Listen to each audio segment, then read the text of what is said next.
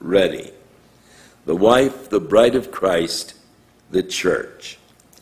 And to her was granted that she should be arrayed in fine linen, clean and white, for the fine linen is the righteousness of the saints.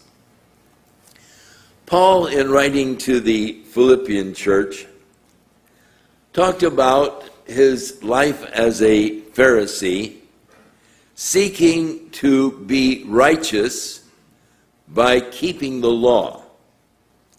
And he said, as far as the righteousness which is of the law, I was blameless.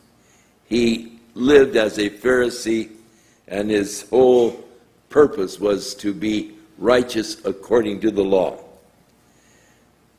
And he said, those things that were once gained to me, that is, that righteousness of the law as a Pharisee. He said, I counted loss for the excellency of the knowledge of Jesus Christ, for whom I suffered the loss of all things, but I count them but refuse, that I might know him and be found in him, not having my own righteousness, which is of the law, but the righteousness which is of Christ through faith.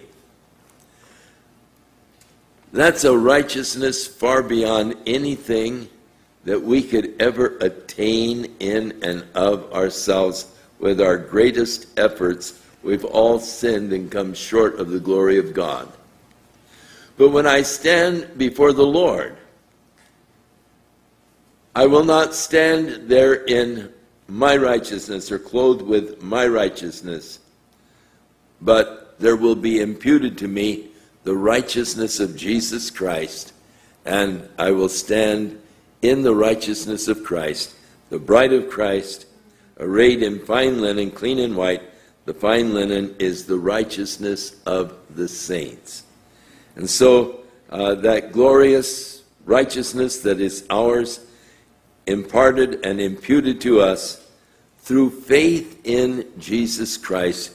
And like Abraham, God accounted his faith for righteousness. And he saith unto me, Write, blessed are they which are called unto the marriage supper of the Lamb. And he saith unto me, These are the true sayings of God. I like that. He affirms now. This is so wonderful. And to try to picture it in our minds, we cannot in any wise conceive of the true glory of this. But when we are there experiencing it, when we read about it, it just seems like, that's to be in heaven, to be there invited to the marriage supper of the Lamb, to be the bride of Christ, to stand there clothed in his righteousness through faith. That's almost hard to believe. And that's why they affirm these are the true sayings of God. Back in Psalm 45, he sort of pictures this. It's an interesting psalm, and you ought to make a note to read it when you get home tonight. But it deals with this king's daughter and the marriage. The king's daughter is all glorious within. Her clothing is of wrought gold. She shall be brought unto the king in raiment of needlework, and the virgins, her companions that follow her, shall be brought unto thee.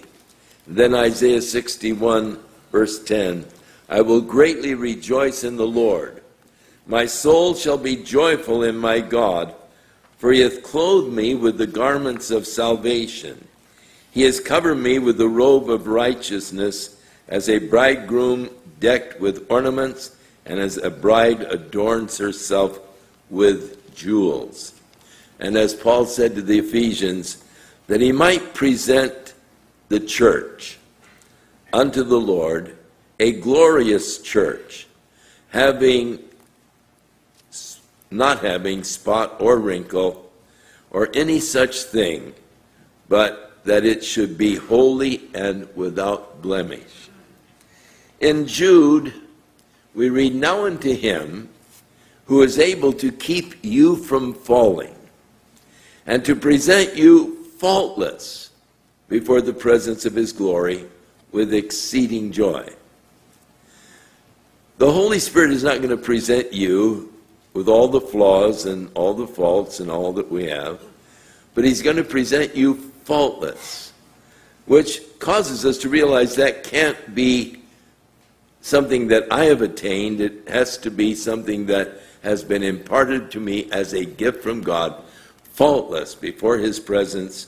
And it says with exceeding joy, and you better believe it, when the Holy Spirit presents me as the bride of Christ, faultless, what joy. "And I fell at his feet," John said, "to worship him.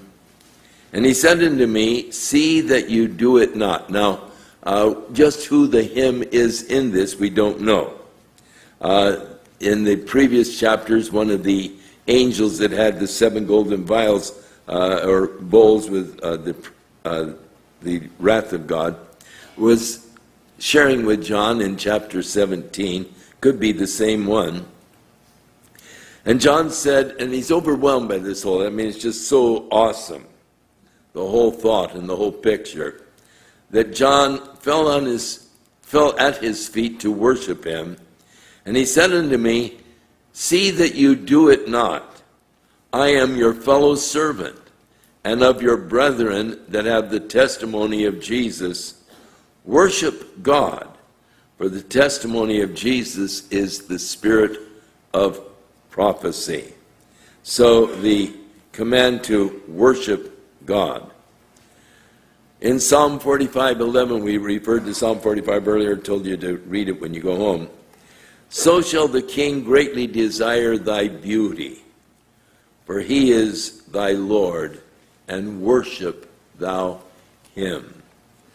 Back in Revelation 14:7, saying with a loud voice, "Fear God, give glory to him, for the hour of his judgment is come, and worship him that made heaven and earth and the sea and the fountains of waters." And going ahead, a couple of chapters, the end of Revelation, verse 8, Revelation 22, "And I, John, saw these things, I heard them. And when I heard and seen, I fell down to worship before the feet of the angel which showed me these things. Then he saith unto me, See thou do it not, for I am your fellow servant, and of your brethren the prophets, and them which keep the sayings of this book. Worship God." So John, and I'm sure that we will be tempted too. It's so awesome that we will be tempted to just worship the one who is revealing it to us, but yet not allowed to do it. They won't let you do it. They won't receive the worship. They say, worship God. And so should we. The testimony of Jesus is the spirit of prophecy. In other words, prophecy is all about Jesus. As Jesus said, "You do search the scriptures, because in them you think that you have life, but they are they which testify of me, and you won't come to me that you might have life." And Jesus is referring to the Old Testament scriptures as he's talking to the Jews and saying to them, "You do search the scriptures, because in them you think you have life, but they are testifying of me." In the book of Hebrews, quoting Jesus as saying, "I have come as it is written of me in the volume of the book to do thy will, O Lord." So here the declaration that the testimony of Jesus is the spirit of prophecy. It's interesting that the Bible is a book that is filled with prophecy. And all the way through in the Old Testament.